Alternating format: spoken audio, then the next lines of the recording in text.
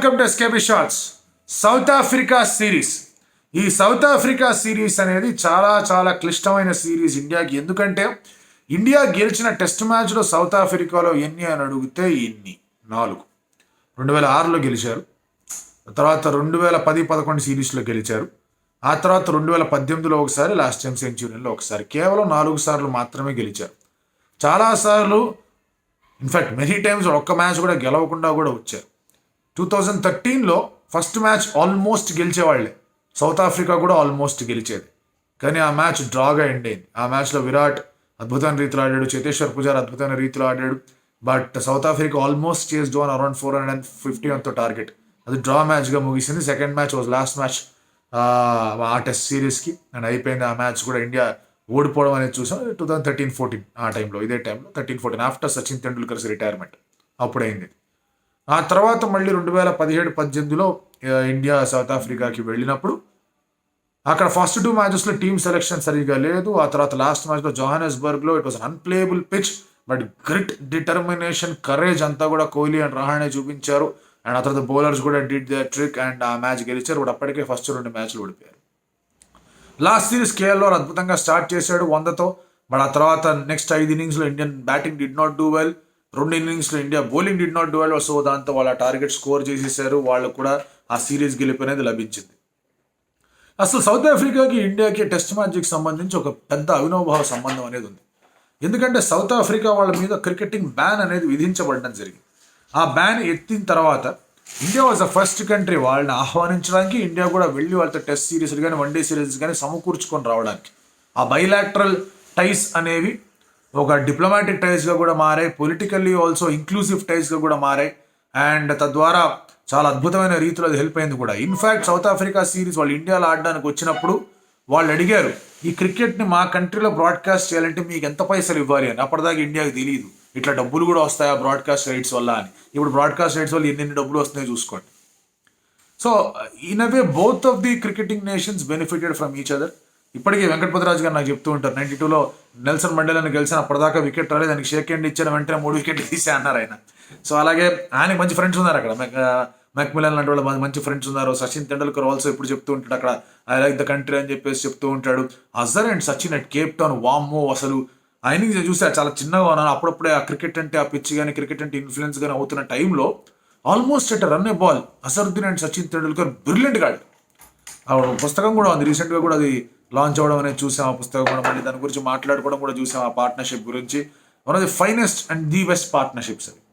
ఆ తర్వాత 2006కి వచ్చేసరికి విఆర్వి సింగ్, శ్రీశాంత్. అప్పుడు ఎక్కడైతే మనకి మొదటి గెలుపు అనేది లభించిందో ఆంధ్రే నెల్ని శ్రీశాంత్ కొట్టి డ్యాన్స్ చేయడం, ఆ తర్వాత విఆర్వి సింగ్ బాగా ఆడడం, ఆ టెస్ట్ మ్యాచ్ ఇండియా గెలవడం, రాహుల్ ద్రవిడ్ క్యాప్టెన్సీలో మొట్టమొదటిసారి ఇండియా యాక్చువల్గా సౌత్ ఆఫ్రికాను ఓడించింది.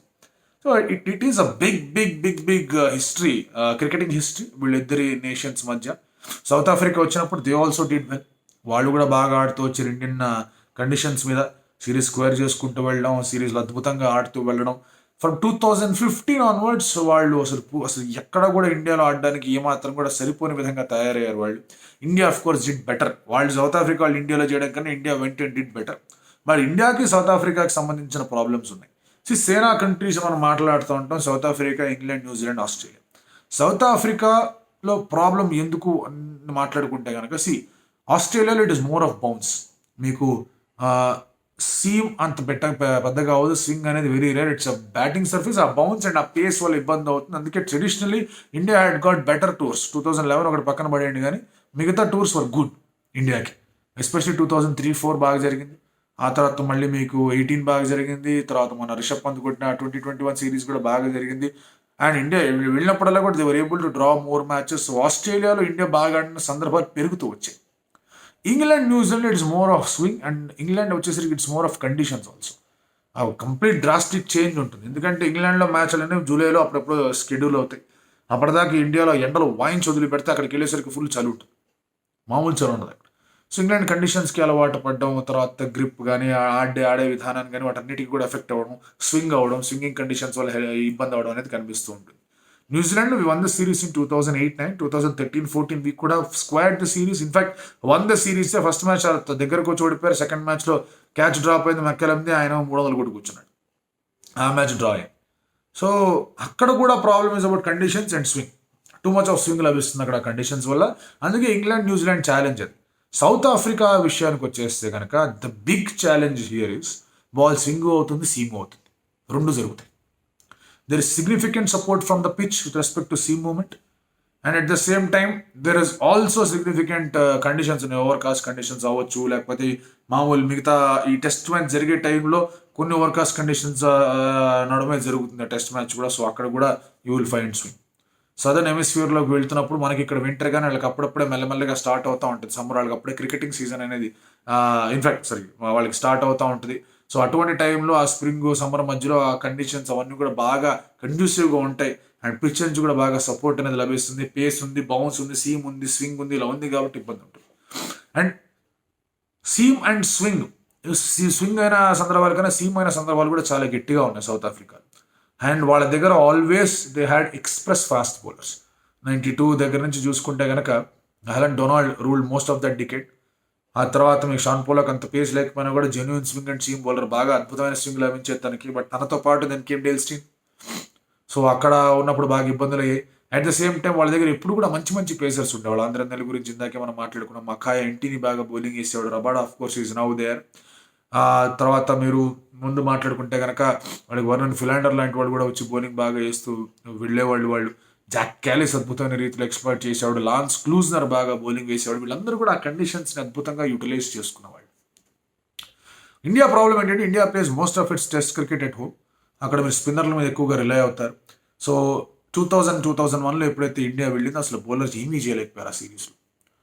అండ్ దెన్ 2006లో వెళ్ళినప్పుడు మాత్రం శ్రీశాంత్ అద్భుతమైన రీతిలో వేయడం. 2010లో కూడా శ్రీశాంత్ భలే స్పెల్ వేశాడు.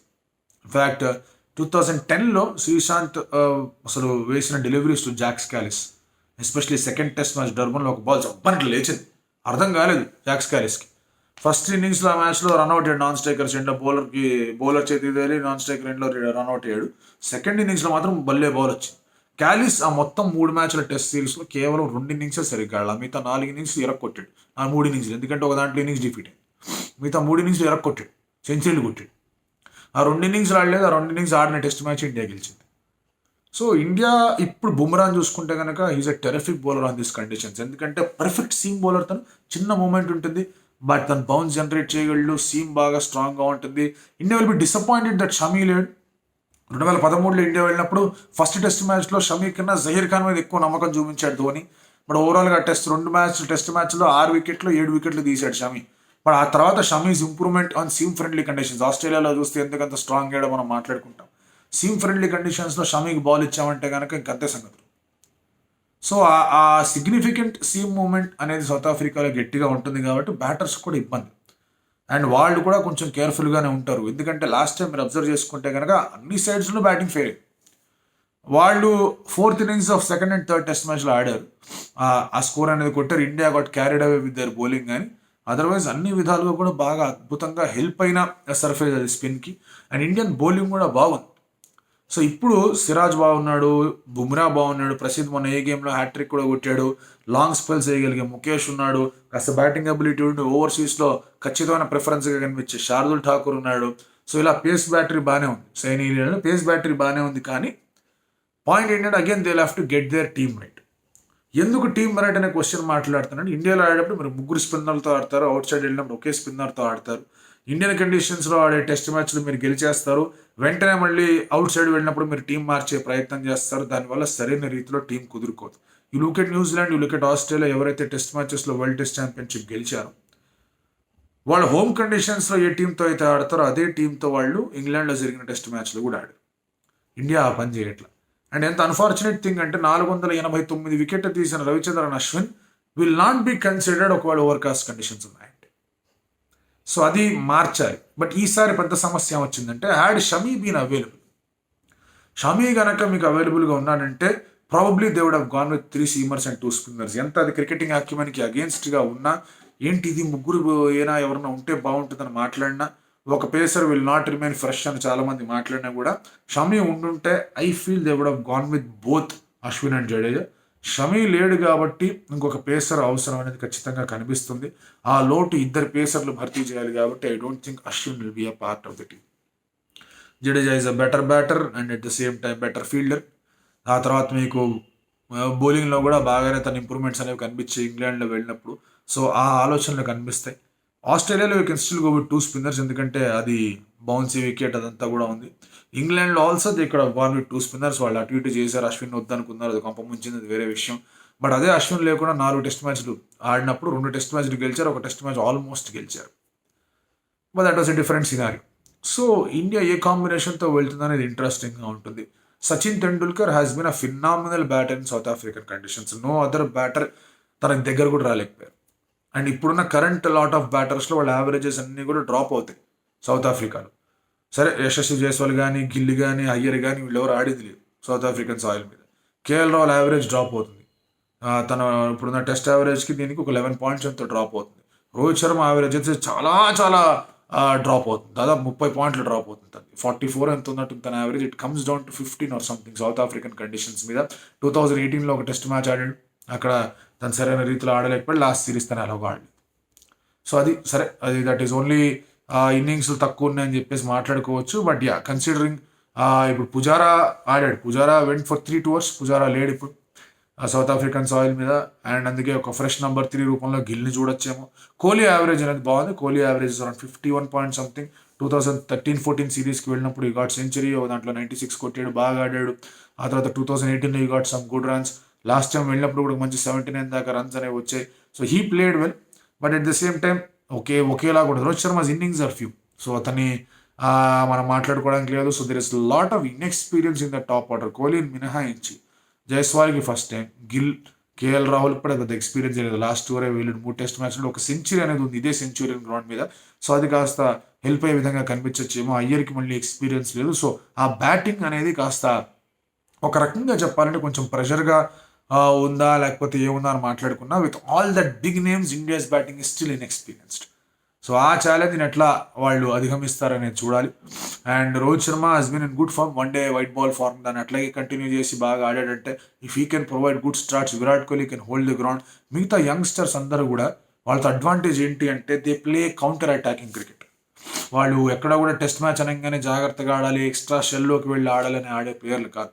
They want to get on with scoring runs. So దానివల్ల ఇఫ్ దీస్ 2 ఎక్స్పీరియన్స్ ప్లేయర్స్ వాళ్ళ రోల్స్ వాళ్ళు చేయగలిగితే మిగతా కాంట్రిబ్యూషన్ అంతా వచ్చేసరికి with KL Rahul playing down the order ఇంకా బాగా హెల్ప్ అవుతుంది తనకు కూడా. దానివల్ల పెద్ద స్కోర్లో నాచప్ చేసే అవకాశాలు గట్టిగా ఉంటాయి. బట్ ఆఫ్ కోర్స్ వర్షాలు పడే సూచనలు కూడా ఉన్నాయి, అదొక ఆలోచన కూడా ఉంది. వాళ్ళు లుంగి ఎంగిడి అంటే రబాడా రెడీగా ఉన్నారో లేదో తెలియదు. బట్ వాళ్ళ దగ్గర కూర్జే లాంటి బౌలర్స్ చాలా ఫాస్ట్గా ఫిట్గా గట్టిగా ఏజ్ గుద్దడానికి రెడీగా ఉన్నారు. అంటే నోకియా లాంటి వాళ్ళు వీళ్ళందరూ కూడా. వాళ్ళ బ్యాటర్స్ చూస్తే ఎస్ వాళ్ళ batting is not that threatening. Last time కూడా వాళ్ళ బ్యాటింగ్ పెద్ద థ్రెటనింగ్గా లేదు, అయినా కూడా India was not able to close the series. So వాళ్ళ బ్యాటింగ్ గురించి కొంచెం జాగ్రత్తగానే ఉండాలి. బికాస్ షమీ లేకుండా వెళ్తున్నారు, ప్రసిద్ధ్ అగైన్ అంత ఎక్స్పీరియన్స్ లేదు, షార్దుల్ ఓవర్సీస్ కండిషన్స్ సౌత్ ఆఫ్రికాలో ఎంతవరకు రాణిస్తాడని ఒక క్వశ్చన్ మార్క్గానే ఉంటుంది. బుమ్రా, సిరాజ్ మీద ఫుల్ హోప్స్ పెట్టుకొని ఉన్నారు. But if these 2 can deliver, వాళ్ళని ఫ్రెష్గా ఉంచగలిగితే కనుక బాగా హెల్ప్ అవుతుంది. ఓవరాల్గా చూసుకుంటే కనుక it's a good chance for India to win a series. ఇప్పటిదాకా సిరీస్ గెలవాలి, 92 నుంచి వెళ్తున్నారు, 32 ఏళ్ళు అయిపోయినాయి సిరీస్ గెలవాల సౌత్ ఆఫ్రికాలో. కేవలం 4 టెస్ట్ మ్యాచ్లే గెలిచారు, ఆడిన 21-22 something around that figure test మ్యాచెస్లో. కొన్ని దాంట్లో 2 ఉన్నాయి, కొన్ని దాంట్లో 3 టెస్ట్ మ్యాచెస్ ఉన్నాయి.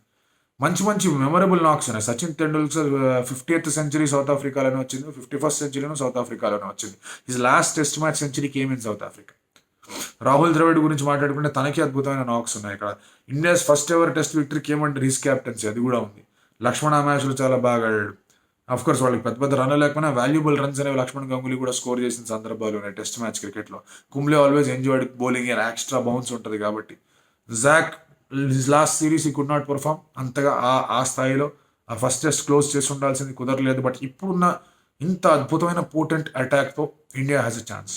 బట్ ఈ వర్షం ఏదో ఉందంటున్నారు ఫస్ట్ 2 రోజులు, ఆ వర్షం పడకుండా ఉంది, ఎక్స్ట్రా ఓవర్కాస్ట్ కండిషన్స్ ఉన్నాయంటే కనుక బౌలింగ్ బాగా చుక్కలు చూపిస్తుంది వాళ్ళ బ్యాట్స్మెన్కి, మన బ్యాట్స్మెన్కి కూడా. Let's hope win the series this time. ఎందుకంటే వరల్డ్ టెస్ట్ ఛాంపియన్షిప్ పాయింట్స్ కూడా ఉన్నాయి, 12 పాయింట్లు ఉన్నాయి. 24లో 24 వస్తాయా లేదా 12 వస్తాయా లేదా ఏది రాదా అనేది కొంచెం క్వశ్చన్ మార్క్గానే ఉంది. 12 అయితే గ్యారంటీగా వస్తాయని నమ్మకం నాకైతే ఉంది. వర్షం కారణంగా అటు ఇటు అవుతుంది. ఒకవేళ అది జరిగిందంటే కనుక, డ్రా అయిందంటే ప్రాబబ్లీ 16, లేదంటే I hope that India can win this series. మీరేమనుకుంటున్నారు?